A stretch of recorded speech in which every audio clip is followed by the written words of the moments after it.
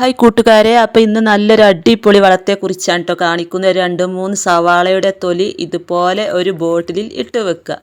എന്നിട്ട് അത് മുങ്ങി നിൽക്കാൻ പാകത്തിനുള്ള വെള്ളവും കൂടെ ഇതിലോട്ട് നിറയെ ഒഴിച്ചു കൊടുക്കാം. എന്നിട്ട് ഇത് 2-3 ദിവസം മാറ്റി വെക്കണം.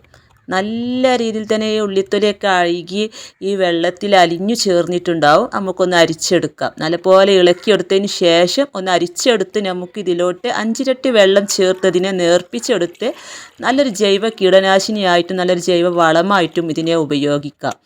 അപ്പം നമുക്ക് എല്ലാ പൂക്കളും ഉണ്ടാകുന്ന ചെടികൾക്കും അതുപോലെ മുളകിന്, വഴുതനയ്ക്ക്, തക്കാളിക്ക് എല്ലാത്തിനും ഇതൊഴിച്ച് കൊടുക്കുക. നല്ല രീതിയിൽ പൂക്കളുണ്ടാവാനും കായ്കളുണ്ടാവാനും ഒത്തിരി നല്ലതാണ്. അപ്പോൾ ഇതൊന്നും നമ്മൾ വെറുതെ പറമ്പിലോട്ടൊന്നും വലിച്ചെറിയേണ്ട, നമ്മുടെ ചെടികൾക്ക് നല്ലൊരു വളമായിട്ട് ഉപയോഗിക്കാം. വീഡിയോ ഇഷ്ടമായ ലൈക്ക് ചെയ്യാനും ഷെയർ ചെയ്യാനും മറക്കരുത്. അടുത്ത പുതിയൊരു വീഡിയോ ആയിട്ട് വരുന്നത് വരെ വീണ്ടും കാണാം.